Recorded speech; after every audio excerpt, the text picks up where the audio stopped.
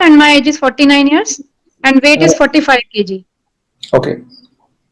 Actually, I am suffering from arthritis, rheumatoid arthritis, which doctor says कि it is rheumatoid arthritis, but I'm also not sure about it. क्योंकि मेरा जो है ना RA factor हमेशा negative आता है और मुझे 8-9 साल से है, मेरी डिलीवरी के बाद से हो गया था ये प्रॉब्लम और RA फैक्टर नेगेटिव आता है, मैं कई बार करा चुकी हूँ और NTCCP भी नेगेटिव आता है, बट CRP ज्यादा आता है और 9 और 10 के बीच में है और ESR हमेशा ज्यादा आता है 55-60 ऐसे करके आता है हमेशा।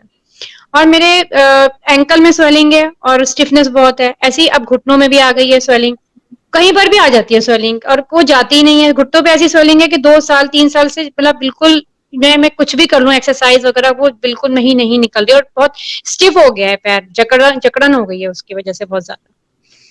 और अभी मैं 1 महीने से सर, एक तो मैं ज्यादातर सात्विक डाइट मतलब ले रही हूँ और DIP में भी मैंने फॉलो किया। DIP डाइट में मैंने ऐसे फॉलो किया था कि सुबह फ्रूट्स लिए थे और जूस लिया था, कभी ग्रीन जूस कभी रेड जूस, और आजकल मैं चुकंदर और गाजर का रेड जूस ले रही हूँ।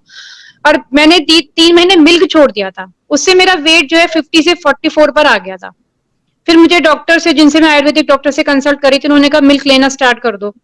तो मिल्क मैंने फिर अब 1 गिलास फिर से रात को लेती हूँ मिल्क, इस वजह से कि वेट और भी कम नहीं हो जाए, क्योंकि मुझे वीकनेस बहुत लगने लगी थी। मिल्क मतलब सारा का सारा, क्योंकि DIP डाइट में मैंने सुबह का ब्रेकफास्ट छोड़ दिया था, फ्रूट्स पर आ गई थी मैं सारे के सारे।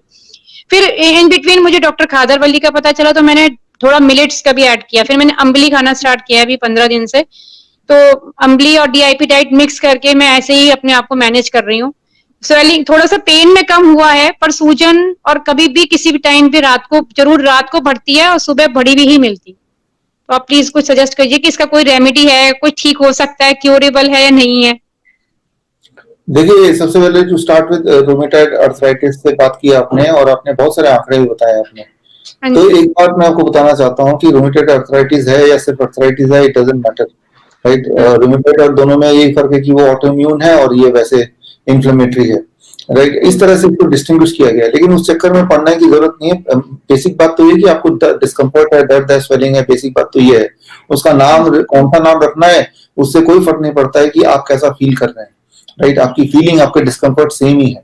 तो पहली बात, अगर मान लेते हैं वो रूमेटॉइड ही है तो उसका मतलब ऑटोइम्यून है, मतलब आपके सेल्स आप ही को डिस्ट्रॉय कर रहे हैं। तो जब कोई भी बीमारी ऑटोइम्यून होती है, मैं लार्जर ब्रॉडर इसलिए बोल रहा हूँ कि इससे जुड़े हुए और चीज भी लोगों को समझ आता है और आपको भी समझ आ जाए।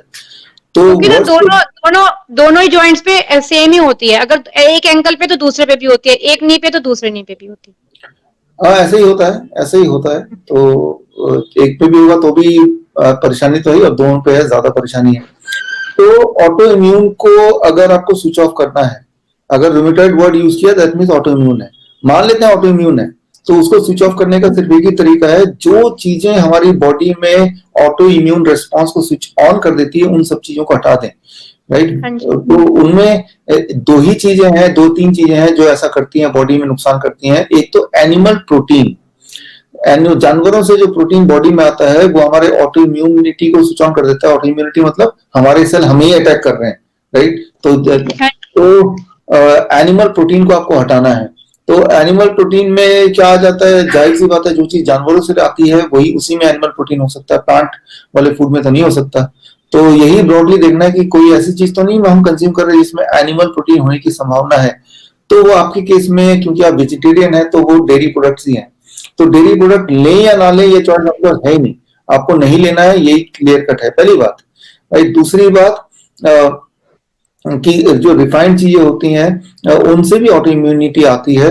Refined sugar, refined oil, refined salt भी होता है, ये सारी चीजें होती हैं, बिस्किट है, ब्रेड है, सारी चीजें पैक चीजें होती हैं, ये भी ऑटो इम्यूनिटी कुछ हद तक स्विच ऑन कर देती है। क्योंकि मैं ब्रॉडली सबके लिए बता रहा हूँ कि हो सकता है इनमें कोई चीज नहीं छोड़ी, कोई चीज छोड़ी है, लेकिन बाकियों के लिए भी कि ये सारी चीज ऑटो इम्यून लाती हैं तो इनको छोड़ना है, राइट। नंबर 1। नंबर 2, इसके अलावा इनको छोड़ते हुए अब क्या करना है, जो सबसे ज्यादा जरूरी चीज है, 2 ही चीज जरूरत है इसमें। एक तो धूप की जरूरत है, सनलाइट खाने से भी ज्यादा, कि धूप जहां जहां आपके स्वेलिंग है वहां धूप पड़े, आधा घंटा 1 घंटा रोज धूप पड़े, और वो डायरेक्ट सनलाइट पड़े, कपड़ों के ऊपर से नहीं, कपड़ों के बिना कपड़े डायरेक्ट स्किन पे पड़े तो ज्यादा अच्छा है, और डायरेक्ट नहीं तो इनडायरेक्ट पड़े तो भी ठीक है। आप धूप में रह रहे हैं, कपड़े पूरे पहने हुए तो भी ठीक है, हाथ पैर जितने खुले हो सकते हैं वो खुले रहें। और खास तौर पे उसमें अगर आप चाहते हैं कि धूप जल्दी एब्जॉर्ब करे तो एक चीज और कर सकते हैं, एलोवेरा जो है ना, एलोवेरा प्लांट से लेना है, पत्तों को काट के उसमें से एलोवेरा निकाल के छील के 1 चम्मच फिर घुटनों पे लगा देना है, फिर धूप में बैठना है। ये एक प्रैक्टिस करनी है, मुश्किल तो है लेकिन इसके अलावा कोई सोल्यूशन नहीं है।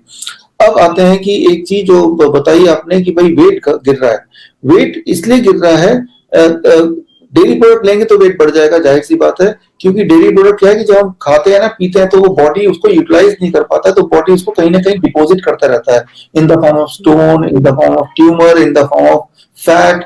तो वो सारी चीजें हमें भारी भरकम बना तो देती है लेकिन हमें हमारे हेल्थ में कंट्रीब्यूट नहीं कर रही है।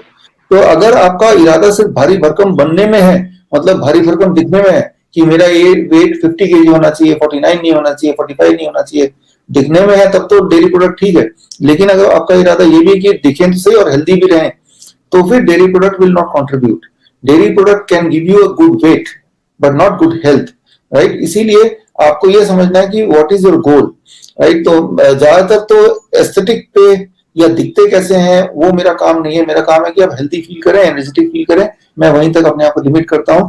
तो उसके लिए कितना बॉडी वेट आपको होना चाहिए ये लेट द बॉडी डिसाइड। लेकिन एक बात जो इंपॉर्टेंट है कि आपको वीकनेस की फीलिंग आती है, ये बड़ी इंपॉर्टेंट चीज है। अगर वीकनेस लगातार रहेगी तो वो डिस्कम्फर्ट है, वो लाइफ के खुशियों को कम कर देगा। तो वीकनेस क्यों आ रही है, ये भी हो सकता है, जैसा आपने पॉइंट आउट किया कि आपका वेट इतना घट रहा है तो वो भी वीकनेस का कारण हो सकता है, राइट। तो उसके लिए क्या करना है, वेरी वेरी सिंपल। जो डाइट आप डीआईपी डाइट ले रहे हैं उस डाइट को आप 30% क्वांटिफाई कर दीजिए, बढ़ा दीजिए। फ्रूट्स हो सकता है आप 500 ग्राम ले रहे हैं तो 800 ग्राम लीजिए, राइट। लेकिन 800 ग्राम ले नहीं पा रहे क्योंकि आप उतना एपिटाइट ही नहीं है, तो चलो 600 ग्राम लीजिए। और जब 600 ग्राम लेते रहेंगे 15 दिन, 20 दिन, 25 दिन, तो 650 ग्राम लीजिए। उसके बाद फिर 6.5 की एपिटाइट बन जाएगी, फिर 700 ग्राम की एपिटाइट बन जाएगी, या फिर 800 ग्राम की एपिटाइट बन जाएगी। इस तरह से आपको अपना एपिटाइट 30% बढ़ाना है। एक दिन में नहीं बढ़ाना, 3 महीने में बढ़ाना है। धीरे धीरे बॉडी की कैपेसिटी बढ़ जाती है और जब वो उस फूड से आपका वेट बढ़ेगा, हालांकि बड़ा धीरे धीरे बढ़ेगा, तो वो जो वेट हो वो मस्कुलर वेट होगा।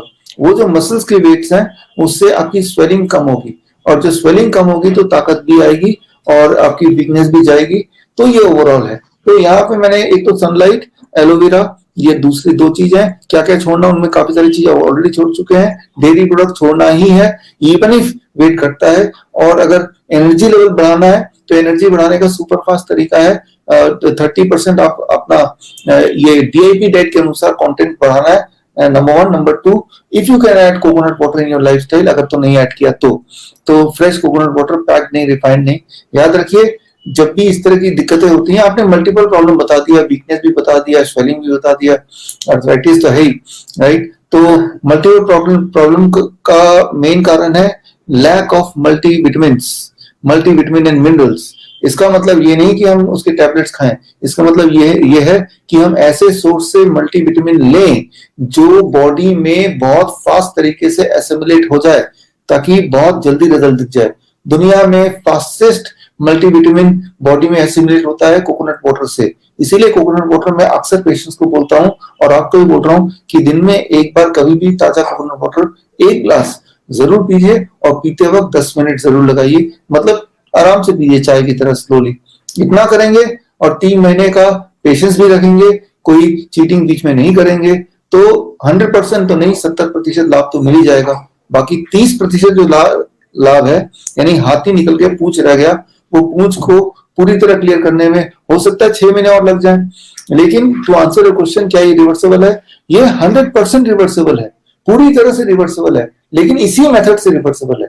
मतलब ये मैं बोल रहा हूँ जिसको मैं डीआईपी डाइट बोल रहा हूँ, एक्चुअली डीआईपी डाइट नहीं, मैं तो ये बोल रहा हूँ फ्रूट्स एंड वेजिटेबल खाने से 90% आपकी डाइट अगर फ्रूट्स एंड वेजिटेबल की होगी, जैसा कि डीआईपी डाइट में होता है, तो ये रिवर्सेबल है। हमने तो बहुत सारे पेशेंट्स को देख ही लिया है, और ऐसे पेशेंट जिनको नी रिप्लेसमेंट के लिए बोल दिया गया था, ऐसे पेशेंट जिनकी उम्र 60 साल